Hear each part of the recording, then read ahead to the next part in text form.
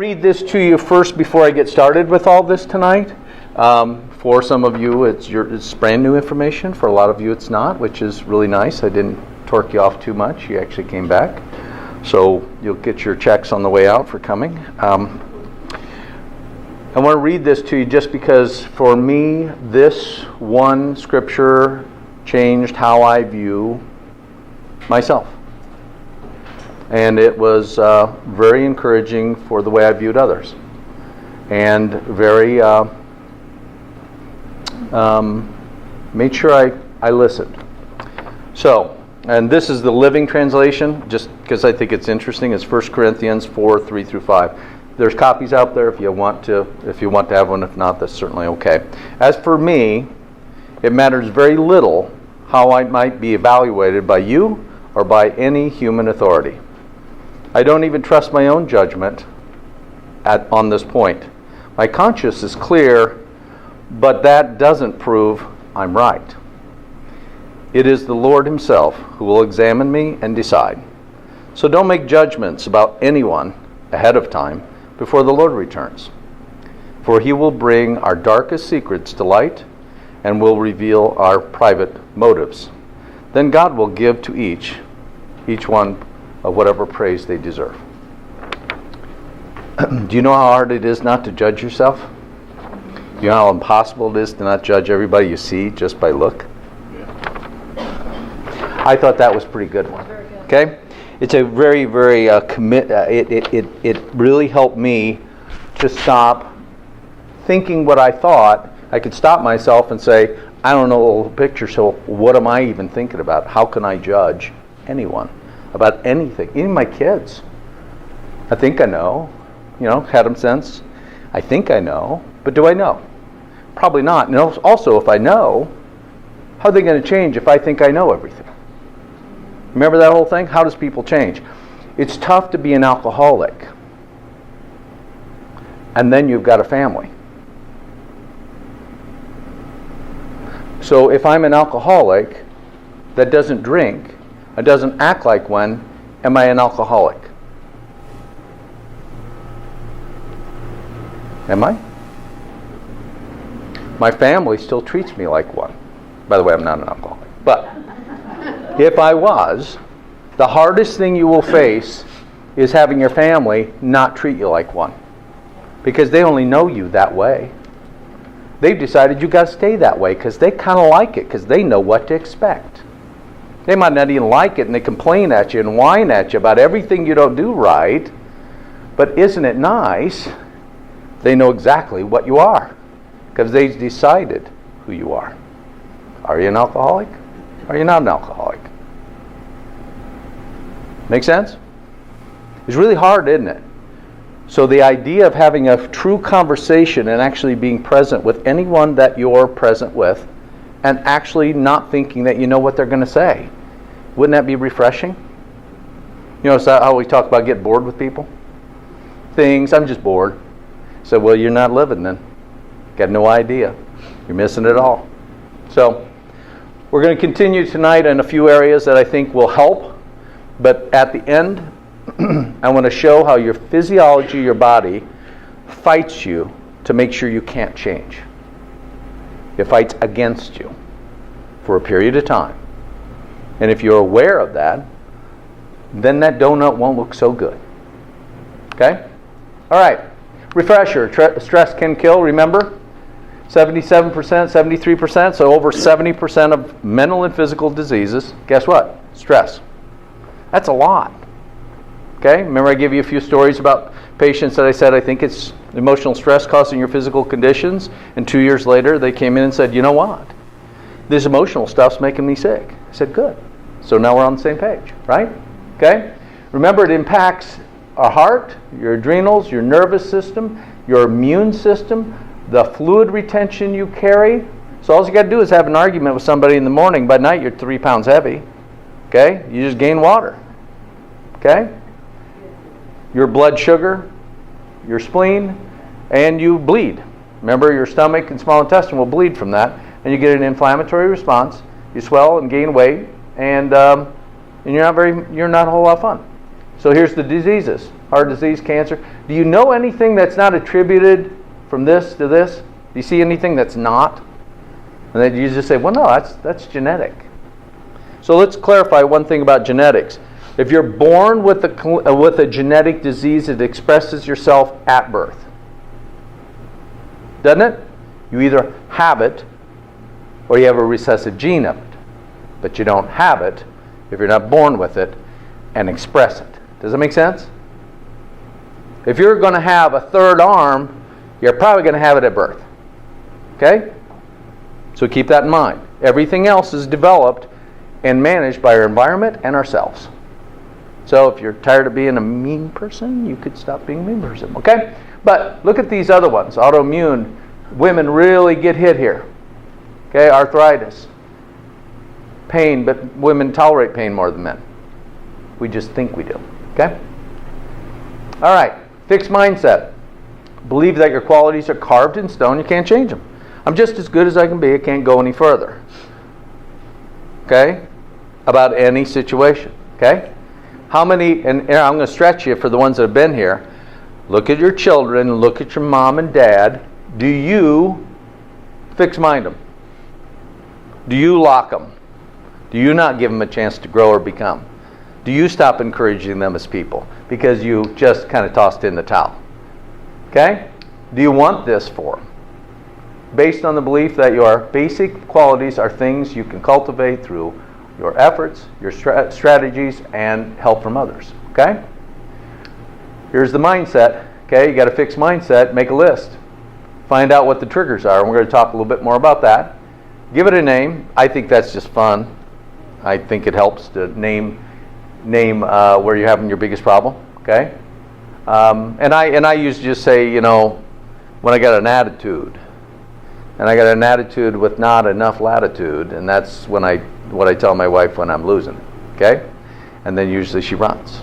Okay? All right. A large majority of illness is a combination of emotion, affect, your total body budget, which has been developed by each of us based on how we view and accept the stress from our environment. We are trained to think that way.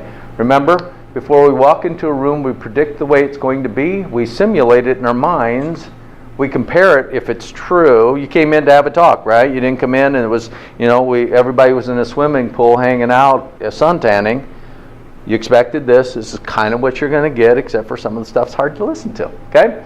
And if it was an opposite way, you would have to go back, resolve the errors of, whoa, we're doing it at a pool, man. So we predict, we simulate, we compare, we do it all day long.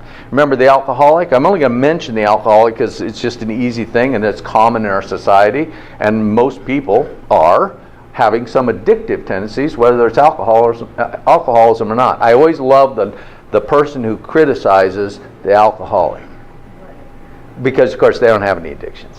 Well, maybe you're addicted to complaining. Maybe you just love it. You can't stop yourself from complaining. Well, I'm just loving on you. Well, it's a different way of doing it, isn't it? Now, how do you do it? And how do you do it well? Okay? Perceptions, okay? Perceptions simulate the world. So if you don't know where all the forks are when you go to a dinner, that's a special dinner, and you're looking around for somebody to give you a hint, and of course, I know where they go. So I grab the wrong one and look at them and see if they follow. Because you always see the people looking around, right? You just want to see, because I always give my wife, go, watch this one. He has no idea. And I look at him and go, right here, right there. And she's going, no. She always messes it up, but it is funny for a short bit, okay? But the bottom line is you're paralyzed, okay? So here's the thing to keep in mind, and it's very, very common. Every one of us has emotional areas in our body that we've never developed. We've never developed it because we've never seen it. If you've never seen it, how do you know it?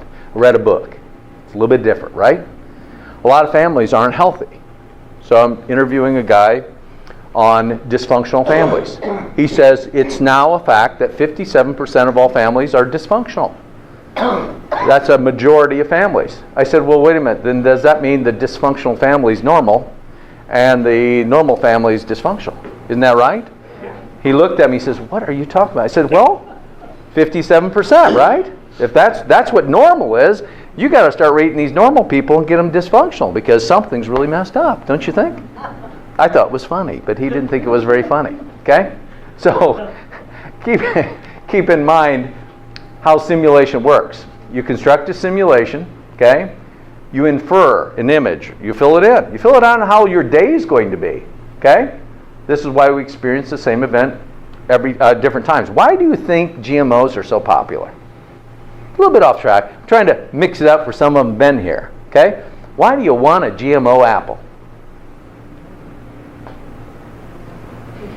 It's perfect. It just looks, don't they all look right? Now, for some of you that are my age or older, do you ever remember apples looking like that on a tree? No. They don't ever look like that. You know, they're red, and then they're misformed, and they got warts, and there was a worm in it, and they got spots, and they got whatever. That's reality. But look at how we're conducting ourselves. We want it to be a very specific way. And we demand it. And the younger kids, they won't even eat it unless it looks right.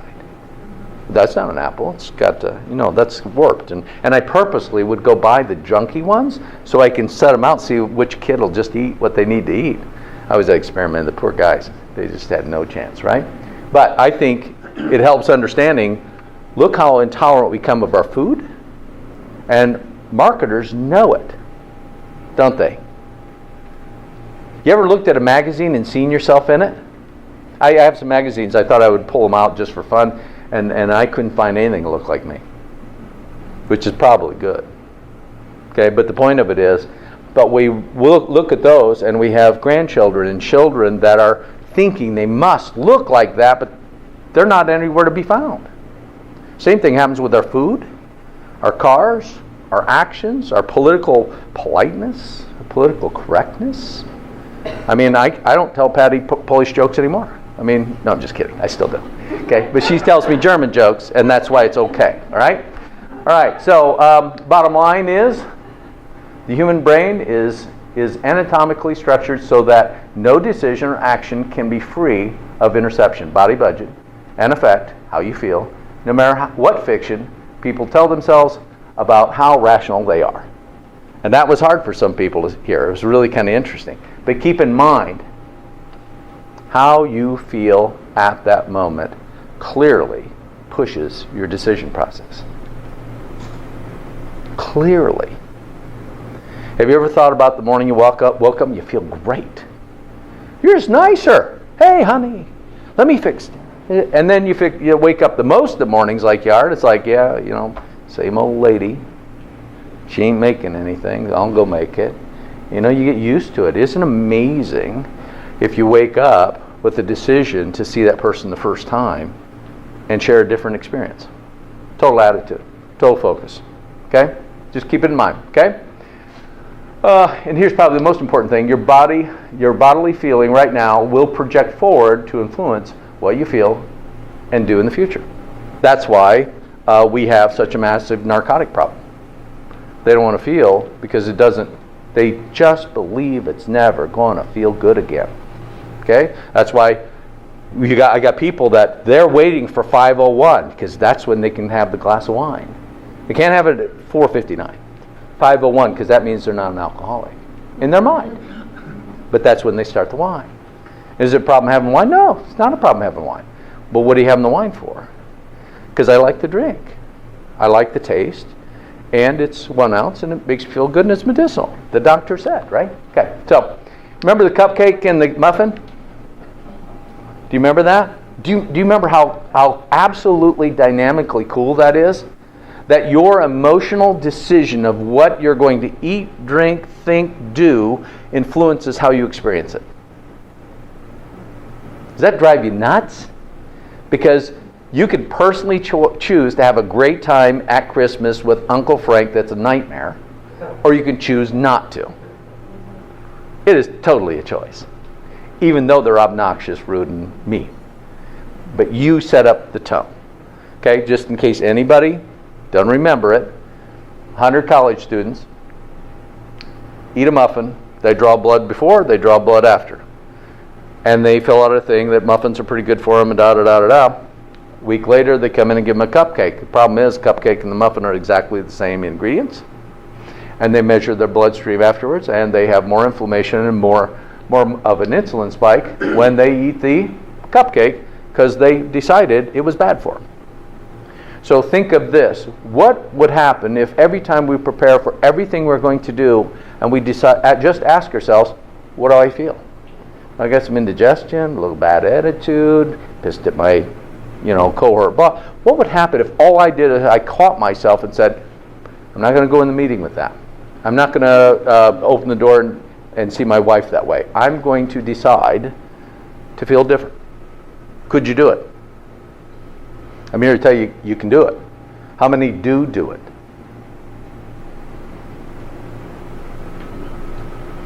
Joy of life is intentional. Joy of life is intentional. And it's choice. And I hate all those words because I fought them all my life. I just want to do it my way. Everybody's supposed to like it, right? Okay?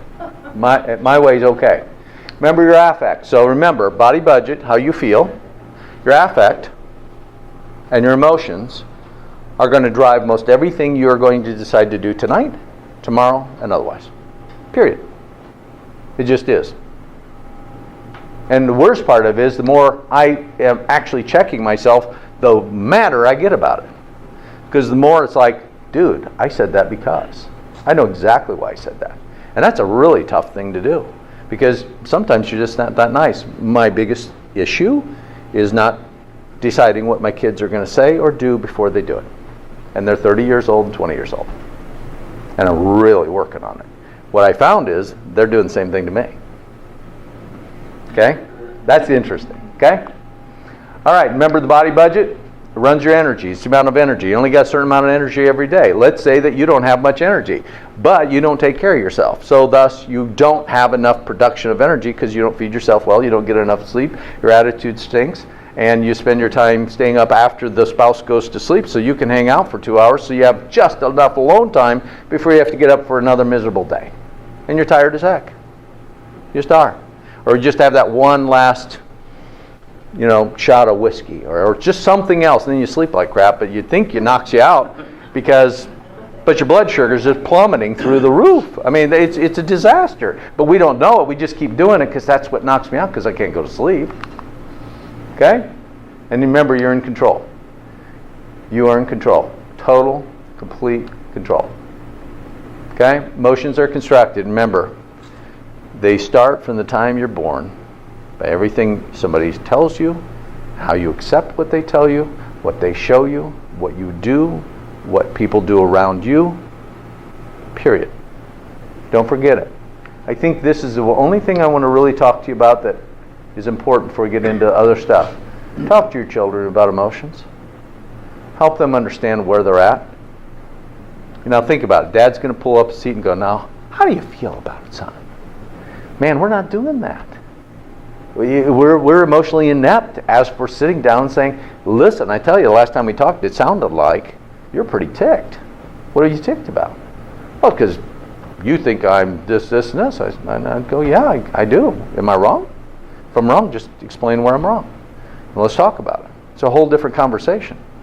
Instead of slamming the door and me judging my children and them judging me by something they decided about me, it kind of feels like a box, doesn't it? It's not very fair, is it?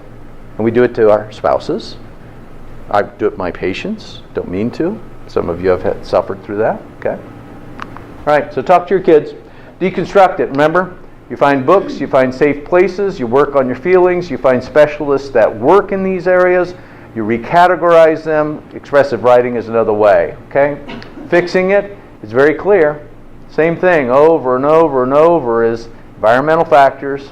Don't eat those really pretty apples. Sleep habits. And just different ways to deal with life. Just different ways. Okay? All right. Remember this one? You guys were really excited. Everybody wanted me to finish the story, so I didn't do it. Okay?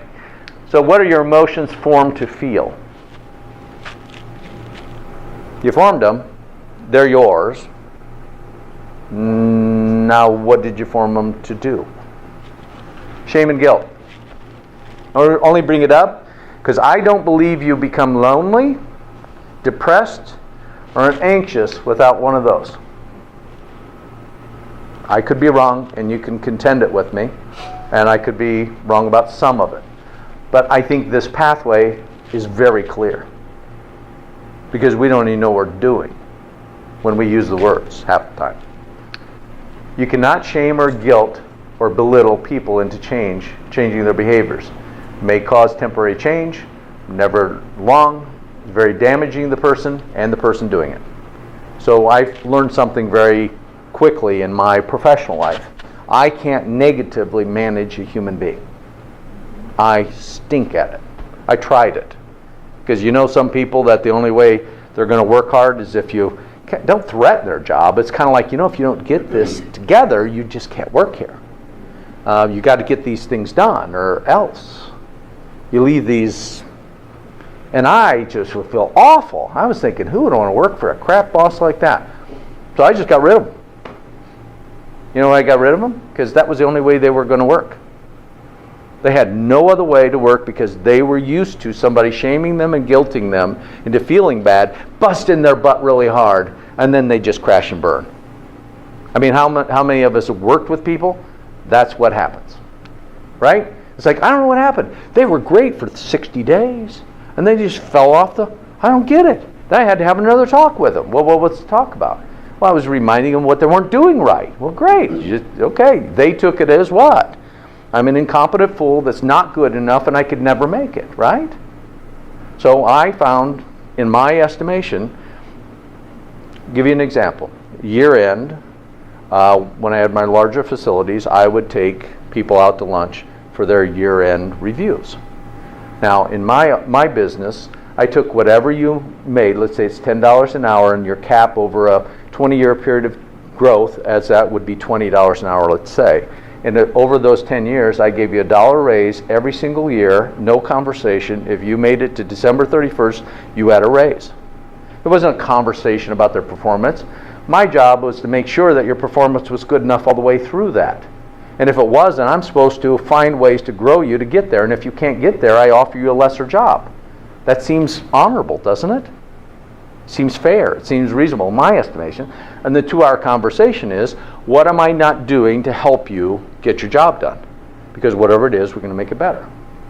Those are the two things. And then the second rule is, in any situation that we're talking about, we could never talk about the person doing the job, only about the job at hand as to what problem was occurring. What does that make you feel like when they say, Kathy, if you'd stop messing it up? Comparison to, we're having a flow problem here and we're not getting these things done. What are we going to do about it? It's a whole different conversation, isn't it? Negative. I didn't have the ability to do it.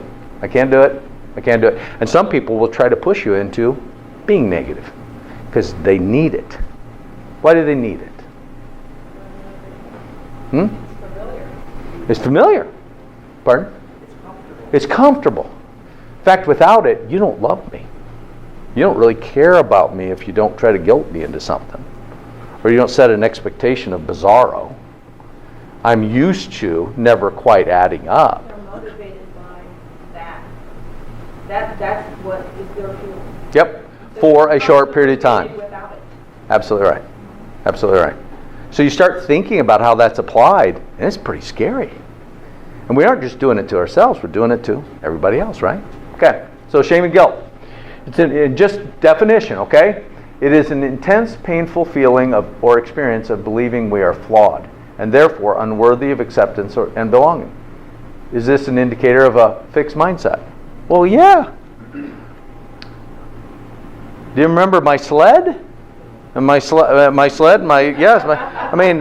a lot of people, this guy is so slow that he doesn't even know what a pair of skates are. Okay, he doesn't know. Okay? But guess what? I was embarrassed by that a long time.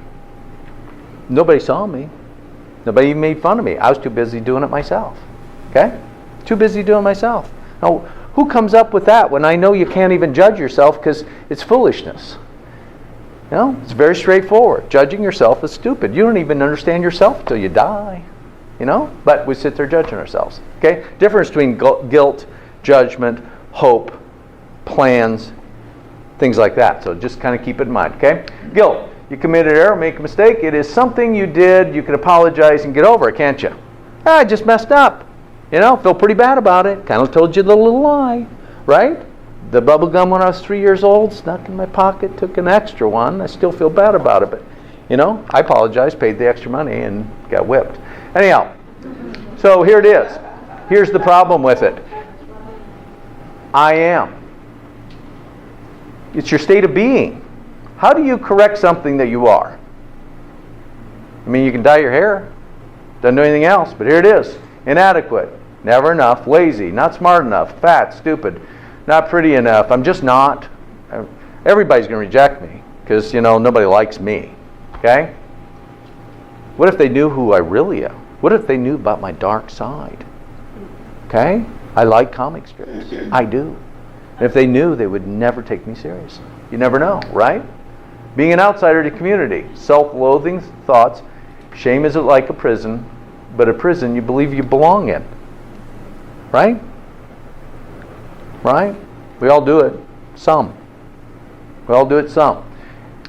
And alcoholism, narcotics, and addiction is jet fuel to shame. You can't be addicted and not have shame involved. It doesn't. You can't. I've talked to many counselors, experts in the field, and they'll tell you it does not exist without the other. And in majority of times, the addiction always comes from here, in 80% of the times. And then they become a feedback loop. Feedback loop. Yeah, because remember, you're going to try to break out of it. Then somebody says something, and it shames you again.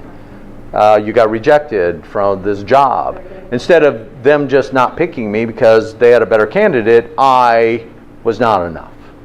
Remember, different ways that we look at our failures. Okay, all right. Remember, we talked about failure. Is it an opportunity or is it a right? Okay. So just kind of keep that in mind. Okay. So here's some of the reactions to it of just being disconnections. Okay, that one is common. I bet you pretty much everyone would raise their hand and say, yeah, I feel that sometimes. In fact, I kind of feel it often. And I don't have to be alone, but I feel alone. Okay? How's loneliness connected to shame? We're getting there. This is a very good question. I don't think you can have loneliness without going through shame. Okay? Women, a little bit different. So I wanted to point out the difference between men and women, okay? Women have the impossible task of negotiating, balancing while traversing expectations that are unattainable and are often conflicting. Does that make sense, ladies? Yes. Isn't that great? Who gave you that one? Impossible. You couldn't do it if you tried. And then you start picking on yourself. Oh, but I'm 5 pounds overweight. I'm 40 pounds overweight. I'm not a great mother or wife. Hey, I look at the magazines. I'm not in there, so that's. What's wrong with me? I just don't add up. I don't fit. Not smart enough. Okay. No one takes me seriously. I'm a woman in a working environment of lawyers, and there's hardly any of us. So nobody takes me serious. Nobody takes me serious. Okay. And then social expectations. Really negative, isn't it, ladies? Okay? Who do you think tries to hold you to those roles? Men or women? What? Women try to impress other women. They don't care what women think. Yeah. And I was convinced it's all white males that all do it. I'm just kidding. Yeah, often do. Okay? But isn't it interesting, the women are more aggressive about making sure that you're shamed into being a certain way. Now, men do it. We don't know any better because you're telling us we're supposed to do it. Okay? We don't know. Use that one out, right? Is that a good one? I don't know. I'm just a guy. Okay? But here's men. It's kind of different. Okay? Society tells men to be open and vulnerable, but when they do, they get the shit kicked out of them. From other men, like, what do you mean you're crying in front of your wife? What's the matter with you? Tell them this, okay? And then for women that are closest to us, why? They don't want a weak man. They just don't, do they? Must look tough, strong, powerful, fearless, in control, successful, and capable at all times, which of course is the way I live my life. Who, what, or how are men supposed to be? Anyway, but just don't look weak. Okay? Shame for men is being wrong. Not doing it wrong, just being wrong. Can't show fear. One of men's greatest fears is? Why'd that be such a big deal? Could be prideful. Could be prideful. It could be, don't tell me what to do, but you can ask me anytime and I'll do it. But don't tell me, because that's demeaning and disrespectful. Men need respect. It's really got little to do with all the other types of things we get stuffed with, but it's got everything to do with that one thing. Well, lazy butt over there. He's always late. He's always working more than he does anything else with the family. Any failure at all is shameful. Can't make mistakes. You can't fail a business. Can't mess up the checkbook. Can't make a mistake. Okay? Just want to clear up just some confusing ones. What an embarrassment is. Okay? Tripping, misspeaking, or right here should say bringing a sled to a skating party.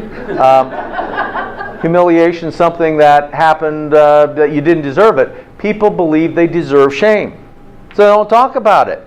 Well, I am kind of lazy. I am kind of fat, and I'm not pretty. I'm not so smart, so I deserve that. Guilt, most commonly connected with shame, but is related to something we did, not something we are. Guilt can be used as a positive. So, I use guilt this way. I set my Bible out, and right where I got to pass it all day. And I feel bad every moment if I don't get that thing read by the end of the day. So guess what? 95% of the time I get it read. But I guarantee you I do that every day because I need to. It's a good thing. It's not a bad thing. Guilt's not bad if it's used to progress something that's good for you. Okay? Comparison to setting up the guilt trap on everybody else around you because they got to do it the way you did. I mean, I hear this all the time. Well, there's a way you do that. I said, what, is there a manual or a book? No, I know how. So it would happen frequently in our own home. When it was St. Patty's Day, I'm sitting over here and I'm reading. So my daughter is 6 years old. No, she's 5. She comes down and we got these silly standing 4 clover, but they're supposed to be men, right? There's little guys at the front of the door.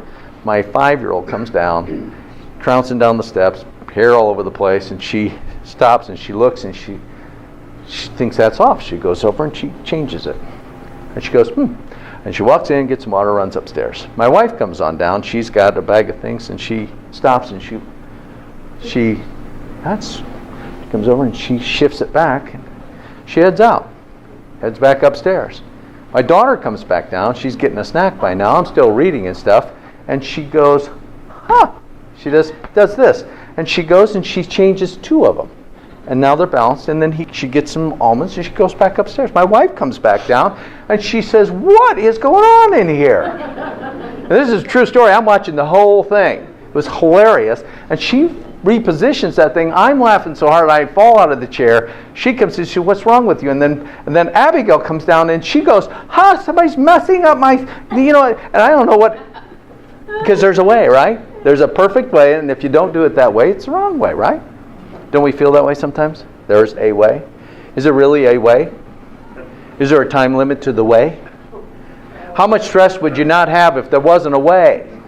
There's just get it done. You got 2 hours, get it done. Okay? And that's with yourself too, right? So if I want to do something and I'm going to change a habit, I'm not going to eat this or I'm not going to do that, or I'm going to lose weight, I'm going to start exercising, I do it the next day. Because guess what? I don't do it the next day. It ain't happening. If I'm not going to buy ice cream and eat ice cream, I got to get it out of the house. It's in the trash. It's down the drain. Because if it's in the house, it's going to slip in my mouth. It just is, right? Okay. So shame is the most powerful. That's why if you don't agree with what I think, you're I am? I mean, if I don't agree with you that women should have the rights to do whatever they want, men should be able to do this, and white men are this, and this is that, and all that. What is that? Right? We use shame. And that's the way we're trying to control our entire population right now, through shame. And we're well trained in it, so we pick it up really quick and we feel awful. Why don't I just agree with you? Well, wait a minute, because I think what you're thinking is stupid. Or it's evil, it's wrong. You know what I mean? And some things are just right, and that's what you should do. But isn't that crazy? Isn't that crazy? Okay, all right. Shame process. Here's the biggest issue. We start off with fear. You ever seen anybody have a shame process? Have you ever seen anybody? Really seen them? You don't even know what's going on. All of a sudden, they're flipping out about something, and you don't even know what it is. You were just talking to somebody on the phone. Well, it's because there was some guy named Rob, and they didn't want you talking to Rob. They don't even know it's the wrong Rob. They react and go absolutely bonkers because Rob messed up our entire party the last time, whatever it is. Okay? Fear, hurt, guarding, protection. What if they really know? Okay? Shame, blame, anger, shifting feeling. So right now we're really into this, right? It's everybody else's fault. It's the government's fault. It's these people's fault. But it's got nothing to do with me. But it's a nice way to push everybody away. Totally disconnect, because then you don't have to deal with them, right? Okay? Disconnection. Here's that one. Remember you were asking earlier? Yeah. How do you get there? Because it's a process. You will get there. You have to get there because you got to be safe. You got to be safe. You got to be safe. You can't use the first one on everyone else. You're going to end alone. Because I will lose my power if I don't do the first one. 100%. They won't do what I say. 100%. Okay. What do you do?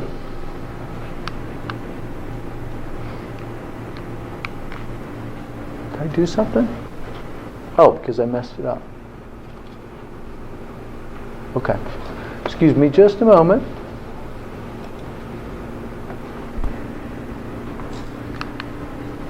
Better. Okay. Shame, connectivity. Remember the bottom line was being isolated, right?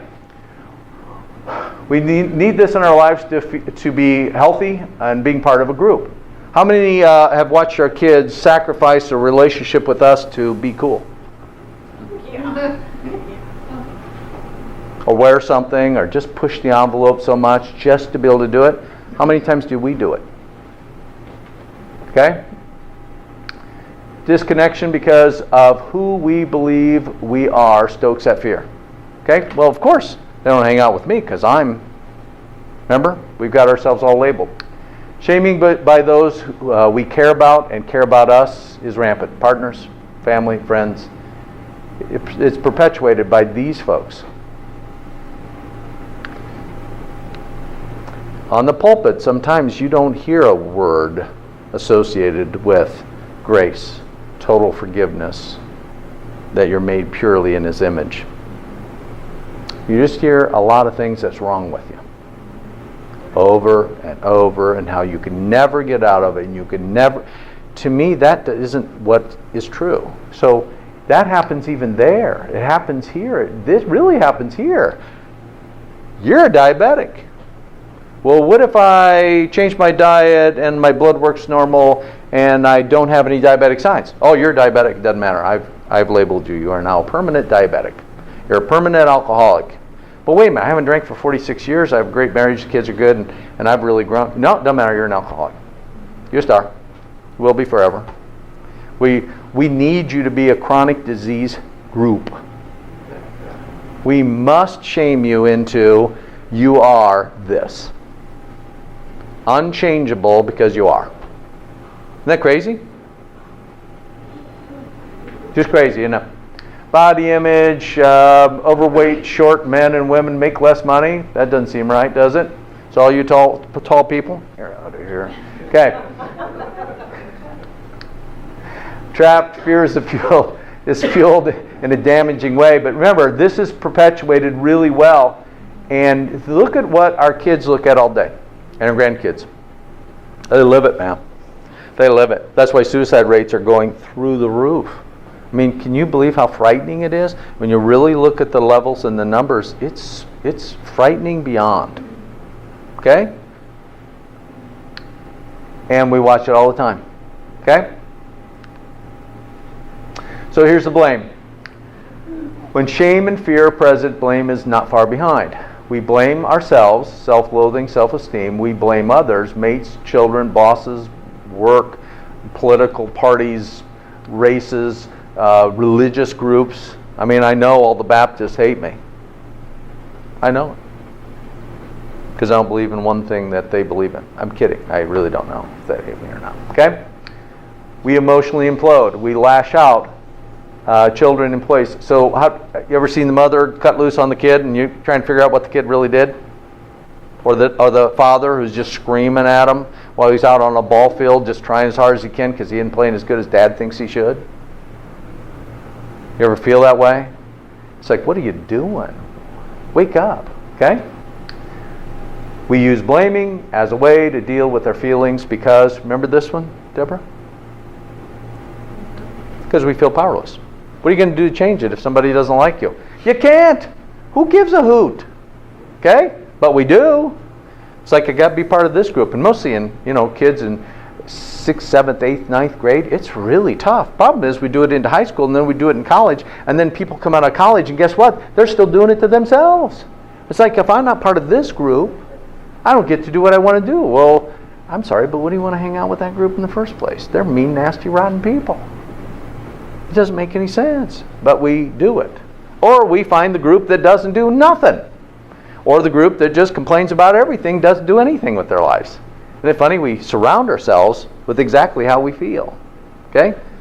So, all right. Shame and disconnection. Being disconnected is feeling diminished, rejected, unworthy. Shame has made us accept that we are powerless. And there it is again. Okay? We're desperate. Why is this one important? Desperate. They're willing to sacrifice anything to just feel like they're connected. So why does the man go back to the mean, nasty woman? Why does the woman go back to a beating, unkind, emotionally abusive man? Why does a girl who's 16 years old that's dating an 18-year-old and he treats her horribly and dates other women and you can't get her to see? There it is.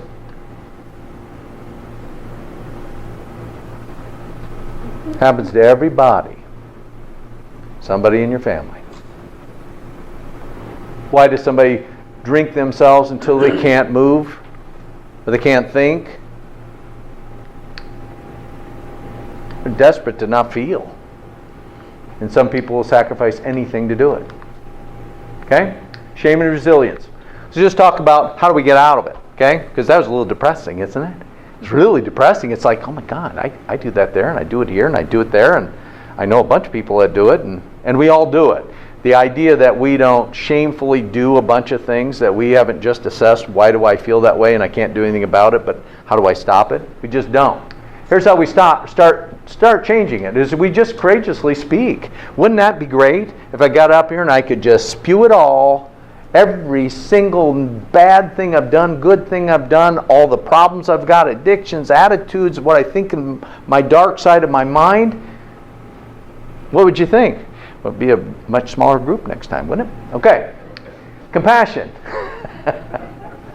But that's why AA, NA, counseling, priest confessions, they work.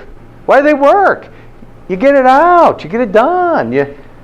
Okay, I've been holding this back forever. I just always thought I wasn't good. Where'd that come from? Well, because that family's Italian and we're this, and they think anybody who's not Italian are a bunch of jerks, and it could be any of those things, right?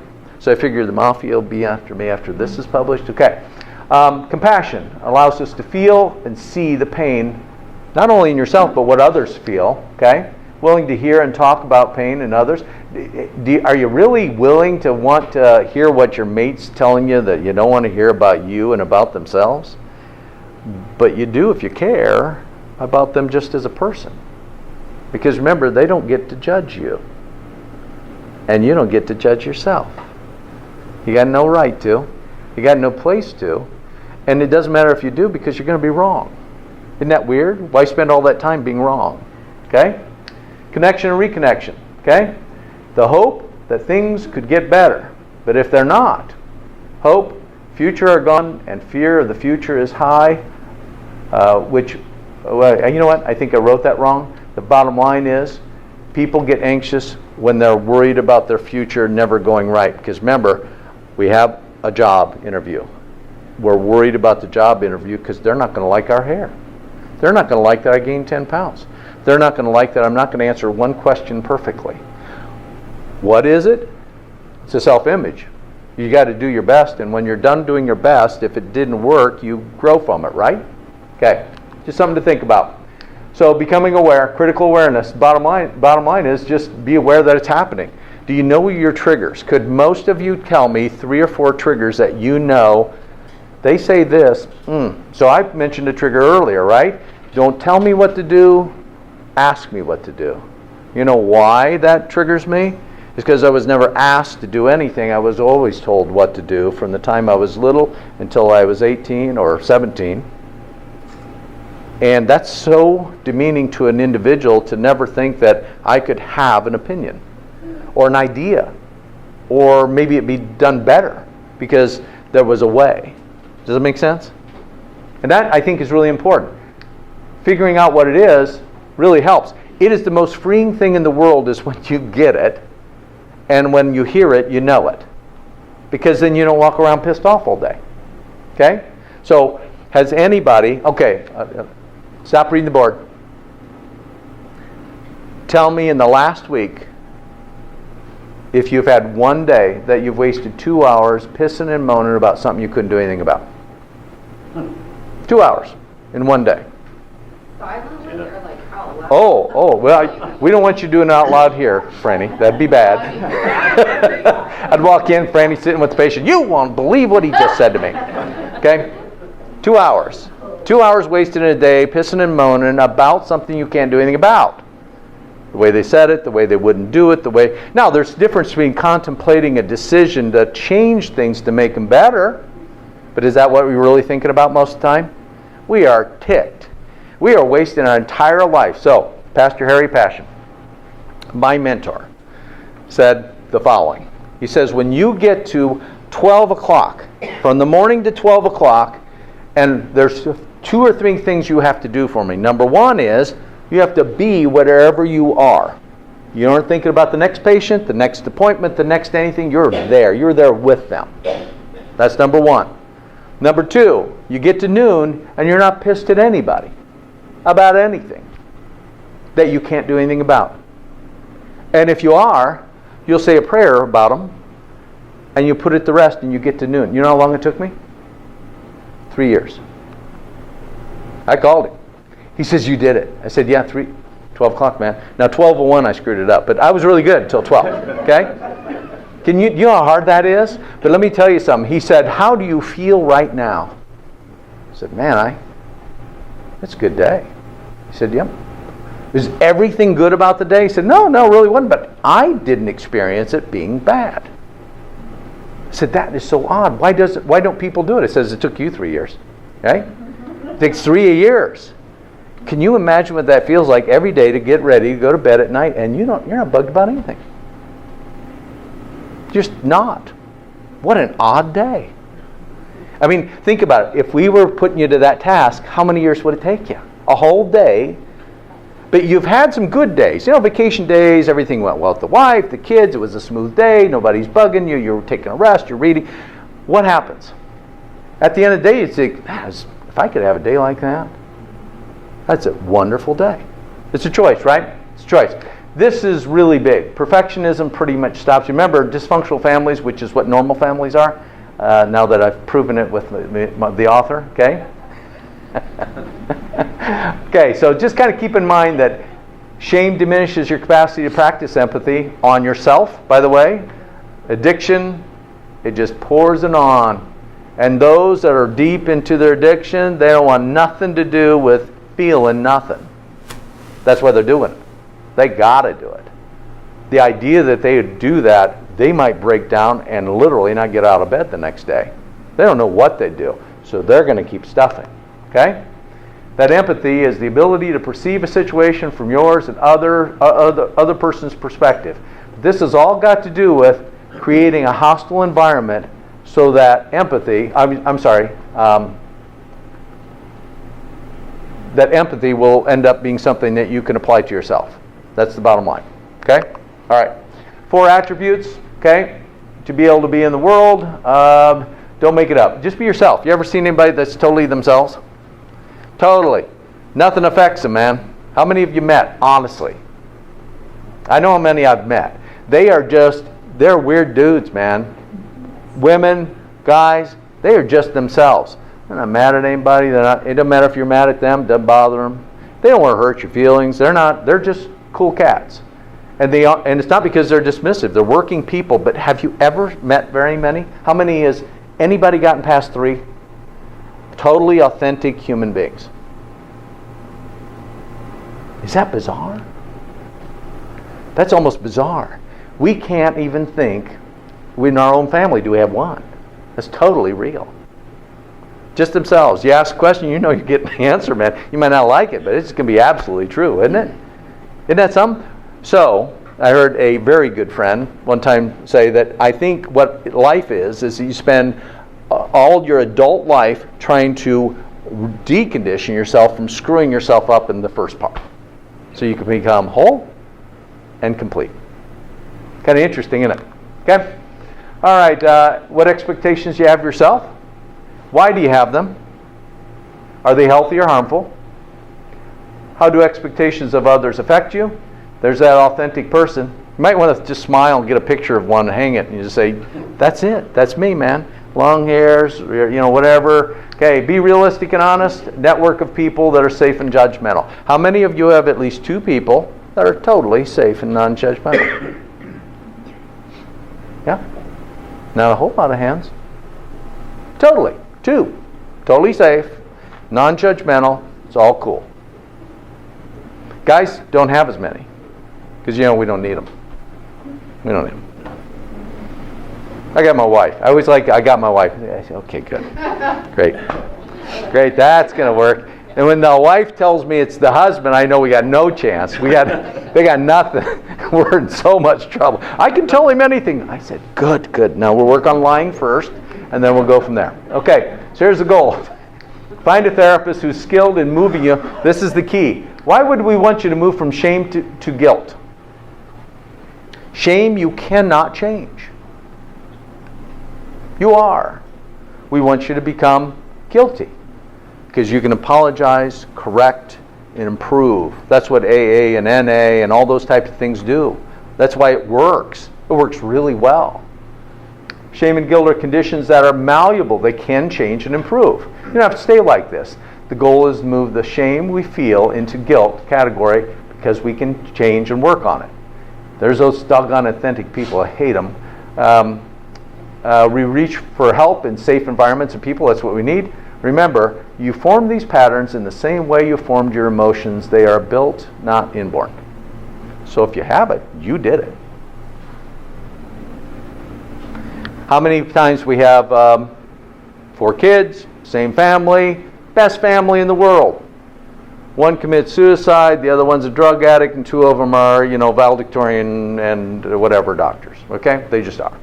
Why? Does that make any sense at all?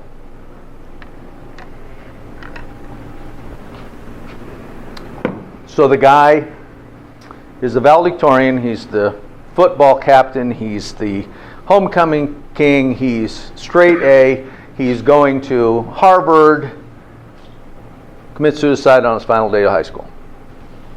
Why? Comparison. He can't fail. That's number 1. And if he did, it would be such a blot on himself and his family that he can't face it. So thus, shame. And it was learned. Right? So guess what? It kind of takes away the blame game. Because wherever you are, you can change it. If you choose to work on it. And if you're just really authentic. Okay? Remember, we haven't got any authentic people in here, so we got to work on that. Okay? All right. Okay, don't worry about that. Okay, this is more of the fun stuff, okay? What starts the whole process? If we're going to get better, what's going to start the whole process? What's the number one thing that must happen for anything to change? Change your thoughts. You have to decide to change your thought, right?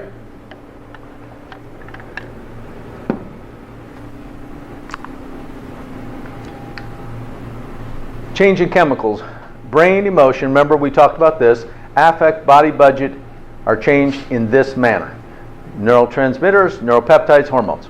We won't stay too much on the boring stuff, but it's important to know. Okay? So you change your thought. What happens? Let's pick something. What are we going to change a thought about? Exercise. Nah, it's boring. What else?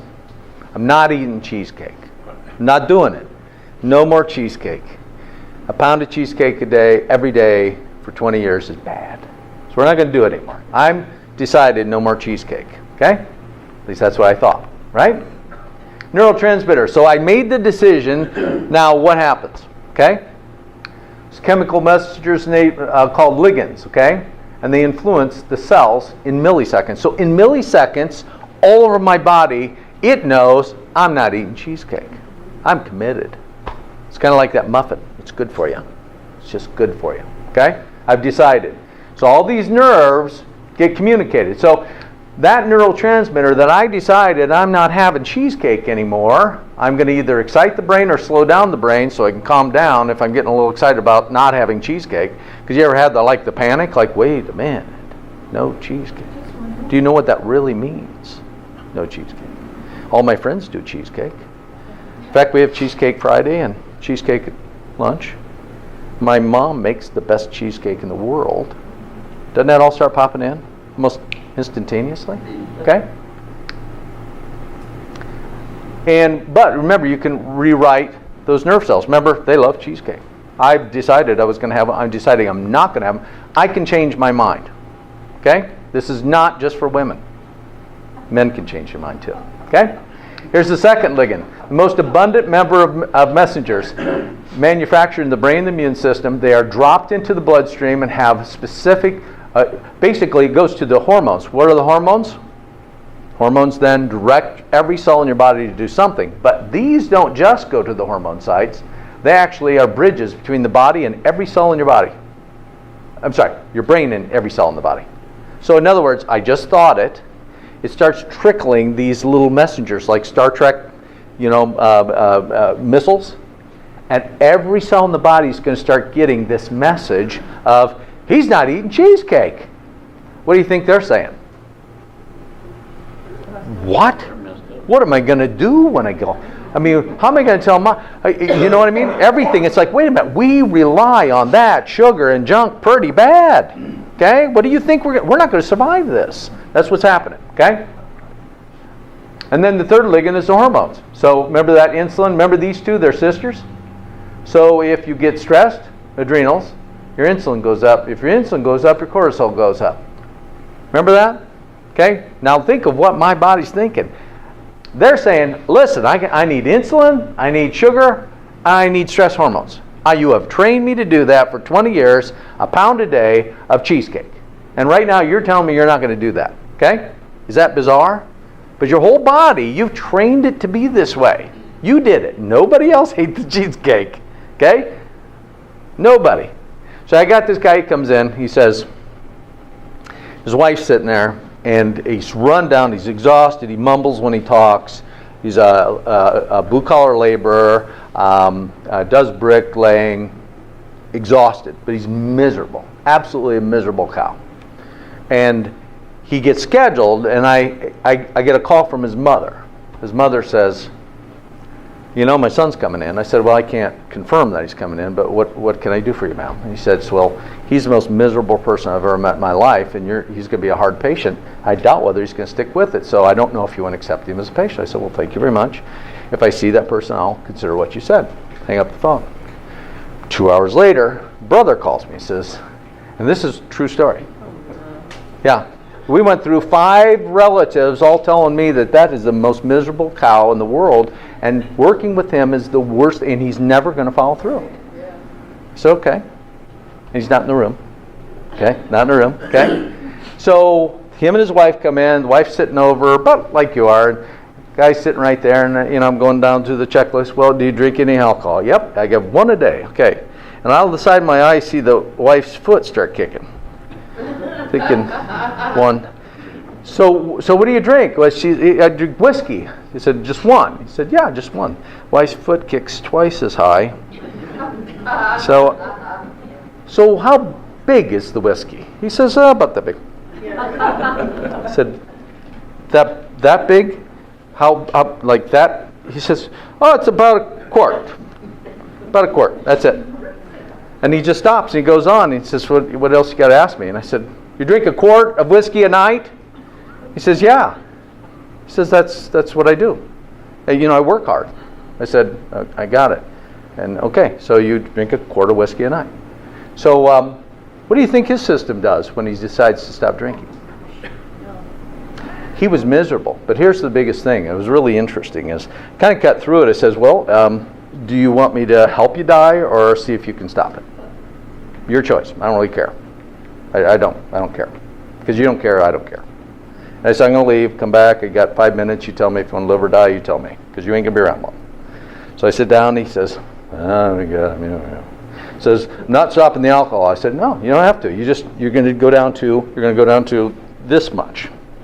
And you're going to drink that, and you're going to do what I say. And he recovered, and he did exceptionally well. Exceptionally well. Exceptionally well. So now he does 2 quarts a day. And okay, so anyhow, hormones. Just it's very important. Pituitary coordinates all the organs. Okay, look at the pineal gland. It's an itty bitty one, but you see this one thing, melatonin. Do you want to mess up your system? Don't sleep. 2 days, don't sleep, and your capacity to think clearly drops 40%. That's all you got to do. Or make sure you sleep restlessly on a continuous basis. So we use melatonin to reset your circadian gaps, because if your sleep pattern's good, guess what serotonin is? Serotonin is what we say is what causes depression, which is not really true, but that's okay. But we do know if melatonin's high at night, serotonin's high in the day. If it's low at night, you produce very little serotonin. And over a period of time, it affects your entire system and creates what? Say depression. Yeah. It just creates it. Oh, I've never been a good sleeper. Oh, I said, why? Well, I stay up and, watch TV. You know what I mean? Cause. It's induced. Thyroid, temperature and fluids, thymus, immune system, adrenal response, digestive, sex hormones. Okay? All right. So, state of being and state of mind. When your body rules your mind, comparison to when your mind controls your body. What do you think that means? When you're so physically ill, guess what controls your mind? How you feel? All the time. You can't help it. I hurt so bad. I'm so tired. My attitude's awful. My skin looks bad. I'm not cute enough. Da da da da da. Okay? It becomes your mind, and it drives you bazonkers. Trauma happens to all of us. Is the trauma going to control your entire system? Or are you going to control your entire system? You have to decide. You're going to numb it, or you're going to deal with it. Which is it? Here's a very interesting study. So they take echocardiograms of a patient, and they put them in a mindset of misery, hurt, and pain. They want them to think about things that hurt them, and they measure their heart frequency, the contractibility, they measure the rhythmic pattern, they do all that. Then they do the exact same thing, but then they give them a picture that makes them happy. They tell them to go to a joyful place. They tell them a joke. They do whatever. They measure the same thing and tell them, give me the image of the most beautiful place you've ever. They do this, and then they measure it. And what they find is anger and fear cause the heart rhythms to become erratic and disorganized. You think about that? Every time you're a little pissed off? Remember, we can't get past 2 hours a day. Okay? Erratic. That make sense? But when we're happy, guess what? It's a very ordered and very coherent pattern. So your body knows exactly what it's doing based upon what you think about all day. So people have heart problems. I would suggest you stop thinking like that. Okay? Okay. Don't get too deep in this, but it's important to know. Okay? If you want to change, you must believe and choose to change. We found that out, right? Because now we know your entire body knows you decided to change, and it's making its master plan to stop you.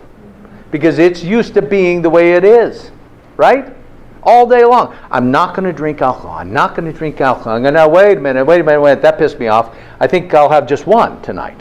And maybe a little bit of, that's just what happens. It is what drives us back to it, okay? But think about this, okay? Physical matter. We're just talking about the brain and energy are interchangeable and dependent on one another. That's just Einstein stuff, okay? An atom is 99.999% of energy and 0.0001% of matter. Here's what's interesting, okay? Your brain is made up of atoms, isn't it? A majority of your brain is about that much matter. Majority of it's just pure energy. You ever seen a body after they burn it? How big is it? How big's an urn? Whole body. Here I am. That's about me. That's it. That's all the matter. You ever think about that? There ain't a whole lot making this up. But water, nutrients, proteins, fats, all those type of things. But it's only this big. Okay? So remember that brain deciding to do something? That's the energy, right? You get to control it. Okay? Your brain has the ability to affect the atoms when you focus on them. Here's what's interesting. Your attitude, your exercise, faith, learning, diet choices, everything. Remember the muffin and cupcake? Okay? So if what they found out is if somebody breaks their arm and they exercise the other arm, well, this one's broken in a cast, they lose 50% less muscle on that side. How in the heck does that happen? The brain's responding. Yeah, the nervous system, the brain is still exercising, it's thinking, same thing. So here's what's hilarious, and it doesn't mean to turn off piano players, but they did this small, it's always on students, right? Those poor souls. That's why they're kind of messed up after 4 years and need rehab. Okay? But what they found out is they took somebody one-handed piano lessons. Okay?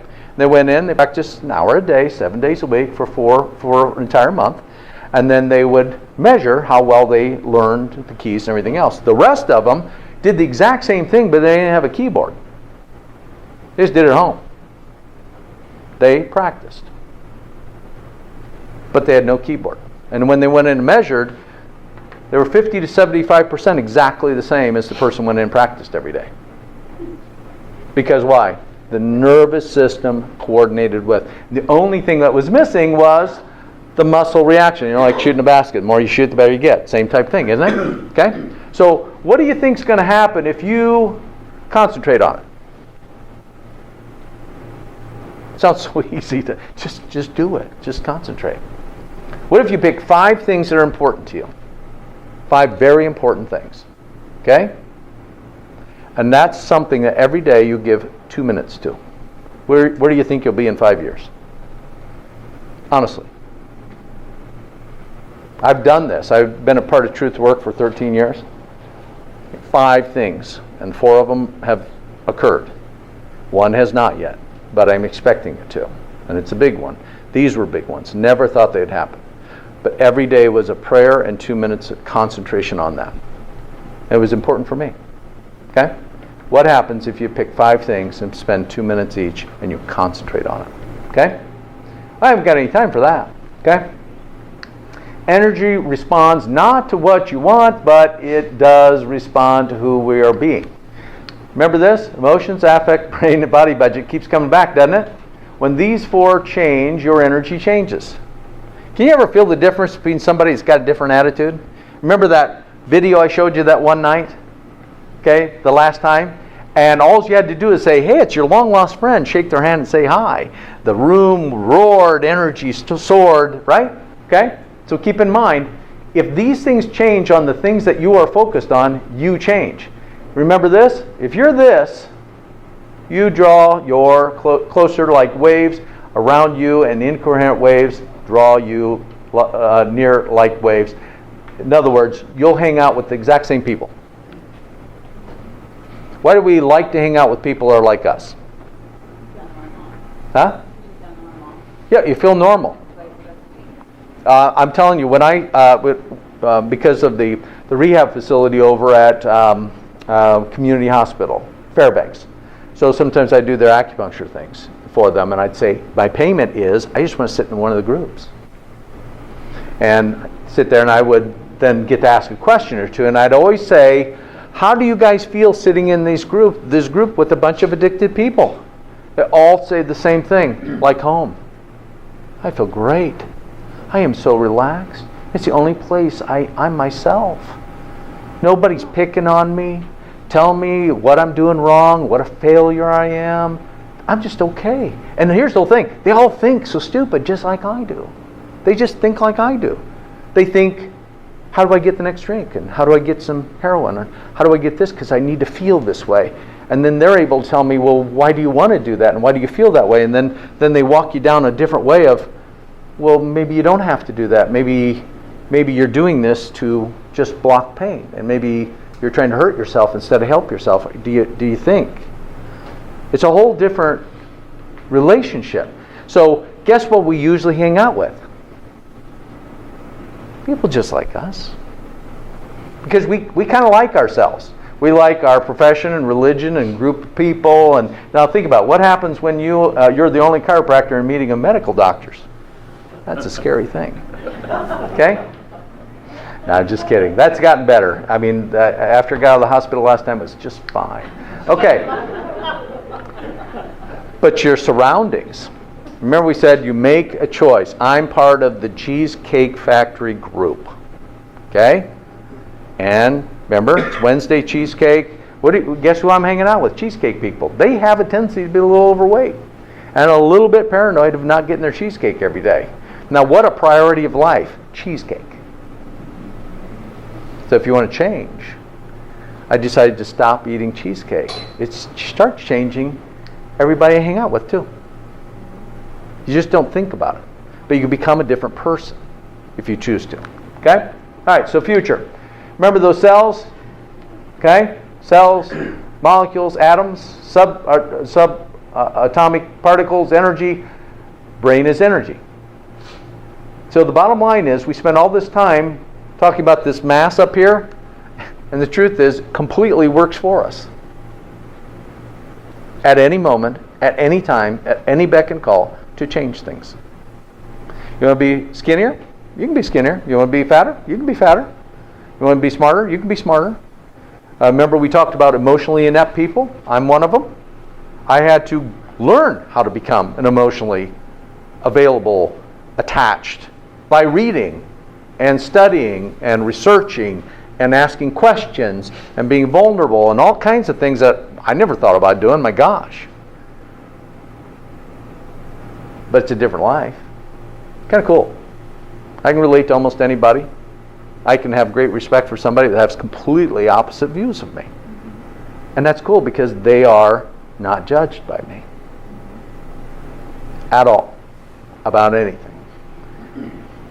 I might not like your shoes, but the rest of it's cool. Okay? All right. So if a man thinketh in his heart, what do you think he is? Our thoughts and feelings send signals. Remember? We project who we're going to hang out with. If you're depressed, guess who you kind of hang out with? In the group of the depressed people. Okay? That's kind of where you're at, because nobody wants to talk to the depressed person that doesn't want to talk to them, doesn't care about them, doesn't invest in them. Okay? Okay? When your troubles, hurts, and concerns are so real that you spend most of the time revisiting them over and over, what are you doing? If you repetitively live in the past pain, loss, then the past becomes your present and your future. Think about it. While you're thinking about the past, that ruins your present. You ever think about that? That was kind of like eye-opening to me. I don't really know why. It's kind of like when I was thinking about something that was bothering me last week, I was completely wasting the next hour I had. That seems foolish, doesn't it? That's just like, what am I doing? I can't believe I was wasting all that time thinking about what she said, he said, or what patient. Remember, and many of you, I've shared this with you. At 12 years into practice, I almost left practice because 7% of my patients weren't getting perfectly well. And of course, that's my fault. 7%. I had 92.7%, 80% or better overall recovery rate, right? Okay? And we were seeing 500 people a week, and I was a failure. Yeah, because I was supposed to make that 7% get better. It's totally my fault. And then I figured out, I ain't got nothing to do with it. Absolutely not. My job is to be there, be present, encourage, direct, pray, and you're on your own. There's not another thing I can do. Nothing. Totally your choice. Okay? So it doesn't bug me anymore. I sleep well at night. It's a lot better. Okay? But I didn't for a long time. Remember? Tried to build a pain center so I didn't have to see patients, so it wouldn't hurt my feelings. Pretty smart, huh? Yep, that's what doctors get you. Okay. Reflect on the past, stop living the past. Okay? The lack of planning a hope for the future is most often prevented by your past. Isn't that weird? Well, I can't. I can't. It just drives me nuts. I can't do. What do you mean? You won't. We could say that. You won't choose to. You want to stay where you're at. You've decided to be miserable. Totally your fault. Got nothing to do with what anybody else has done to you, even though sometimes people have done some shitty things. And some bad things have happened, haven't they? It's true. But now what are you going to do? Sounds easy. Not very easy. But it's brave. You're calling it out. You're calling it what it is. You're deciding to be authentic. Isn't that weird? I drink alcohol because. Okay? I'm mean to my wife because. You know, at least tell the truth. Okay? It's a better way to live, I think. Peebles Law, and all of you wanted to know this before the end of the night. We're almost done. Okay? And that is very simply, nerve cells that fire together, wire together. Is that weird? It's kind of like if you get in a habit of doing something, oddly enough, it unconsciously becomes automatic. So how many of you thought about, can you tell me the detail of brushing your teeth this morning? Detail. Well, I remember this tooth. I don't remember this one. All right, I don't remember. Did I spit twice? Did you spit twice? Well, no, I don't remember that. You follow me? Automatic. Now, how many of our relationships are automatic? How many of our attitudes are automatic? We're not present. We don't think we need to be. Do we? When you think and do the same things daily, your body, budget, emotions, and affect match and support it. They are all connected. Now you're in a pickle. You've created it. That's you. That's your energy. That's your focus. That's your persona. My personality is, it's 5:01, it's time for wine. Okay? If you want to know where I'm going on Friday night, it's going to be whoever's got the wine. Okay? Or whatever. Okay? Or sports, or the Pacers, or whatever. And hopefully they're winning tonight finally. Okay? All right? So keep that in mind, that you literally create all this, right? Isn't it weird? It's almost like you have to take responsibility for yourself. It's a loser program. Loser. Okay? So I don't think you should even think about trying this. It's not for kids. Okay? Visionaries. The only reason why I mentioned Mahatma Gandhi. I don't know if you saw the movie or whatever. I think Ben, whatever his last name was, did a remarkable job. Okay, yeah. Kingsley. Yeah. Wonderful movie. Read the books, a few of those other types of things, but it was really interesting. He saw his country before it existed. He didn't live in the past. He saw his country. You want to grow a company? See it as it is before you build it. And see the people involved in it. See what their attitudes are, how you're treating them, and what that organizational structure looks like. You do that and nothing stops you because you've already planned it ahead. Guess what you'll also do? Oddly enough, you will collect those people. Why? You actually know what you're looking for. Isn't that weird? You just planned it out. I kind of need somebody with this persona and this attitude and this skill set. And yeah, we do it with this and we do all this, but did you see it before you asked for it? Did you plan it? Did you decide when you went home tonight to your spouse or your significant other, did you plan what it's going to be like?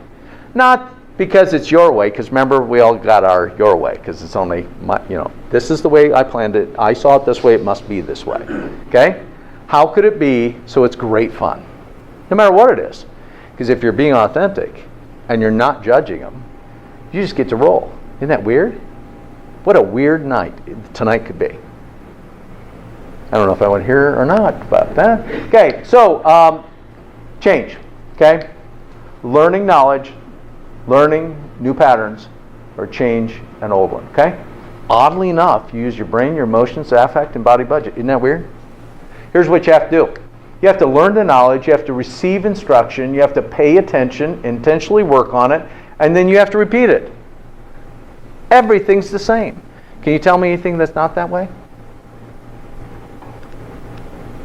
You ever see anybody that says, I've accepted Jesus and I will now come to church the rest of my life, and they never come back? Which is 90%. Why? Because they didn't do that, and they didn't do this, and they didn't do that. Did they? They're just talking. It'd be nice. They got enthralled and encouraged, and it was cool. And then they didn't do anything about it. It's like, Dr. B, I'll do my exercises forever for my low back. You will never have to worry about it. They're back in 2 years. What'd you do? Well, I didn't really, I didn't know. Did you do it? No. Have you been eating? No.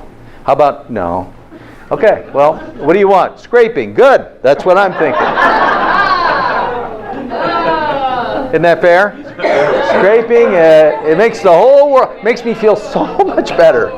Hey, it's the best thing in the world when somebody comes and asks for the scraper. Then you know. Then you know. Okay? All right, so remember autopilot? Here it is. Lazy-minded misery to conscious change. That's the difference. That's really it. Lazy-minded misery.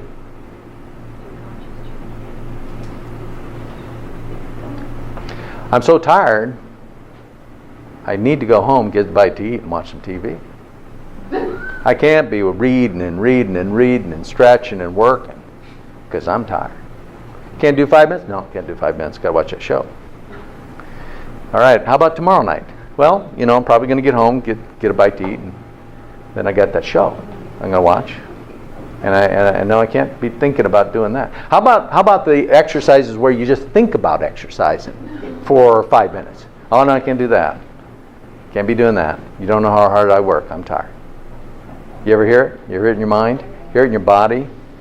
Okay? We all do it. It's just crazy lies, but we do it.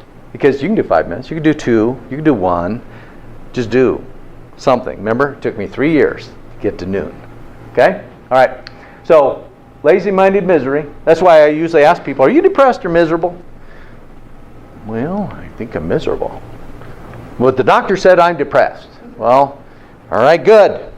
Now, do you have to stay there? I don't know. I've got this chemical imbalance. I said, can you show me the blood test? Well, there's no blood test. They just know I have a chemical imbalance. I said, well, how about a spinal tap? That should show it. There's a chemical imbalance, right? Oh, they don't ever show it either. So how do you know you got it? Boy, they gave me this pill. I feel a lot better. I said, do you feel really good? I said, yeah, I feel a lot better. Are you pretty happy about things? Well, no, I don't feel things like I used to. I feel kind of numb. But I'm not depressed. I said, good, that's great. Does that make sense? We don't deal with the problem. It's not because people should medicate. That is not it. Anybody that knows me personally knows I refer for docs to give medications. They are appropriate at time. But the way we treat mental health is stupidity. We aren't doing anything. Am I right? Nothing. It's embarrassing how we treat each other and we treat people as patients. It's just embarrassing. Okay? That's why I have a fifth every night. Okay, now,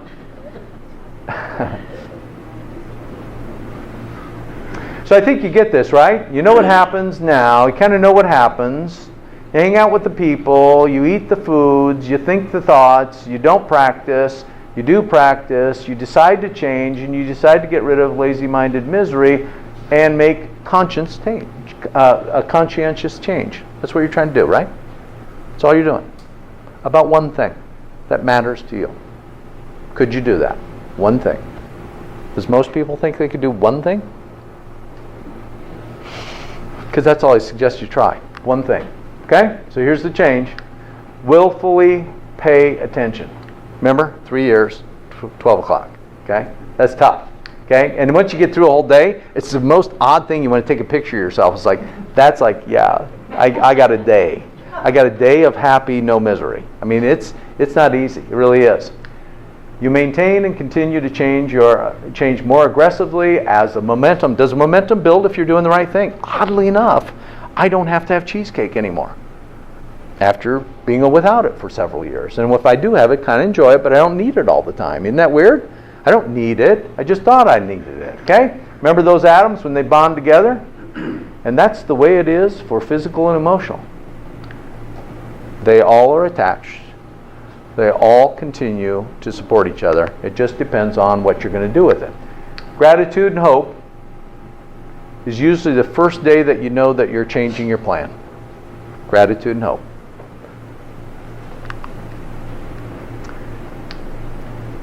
Think differently, but know this. How you interpret and experience what happened and what you did not happen. Social norms, family norms, economic, friends, relationships, environment. Anything can change. And it's right back to deconstruction. It's the same thing we talked about before. Learning a process of deconstructing with help and safe people to try to help yourself. Okay? Here's that same old exercise: eat right, take care of yourself, and care about things. And here she is again. Once upon a time.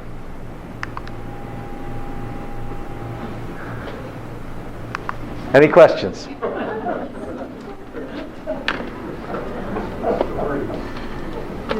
Got to complete the story. Next month, I complete the story. Finally. Just because that's only fair. Right. The Bible verse I read is out there. If you want to take a copy, it's all up to you. Okay? I just think it's valuable. Everything's a personal choice. I expect everyone to have everything fixed by May 15th. Okay? Yeah, that's all. I don't give you a whole lot of time, but, time's money. Okay. If anybody has any questions, feel free. Otherwise, that's it for tonight, and thank you for coming. Appreciate it.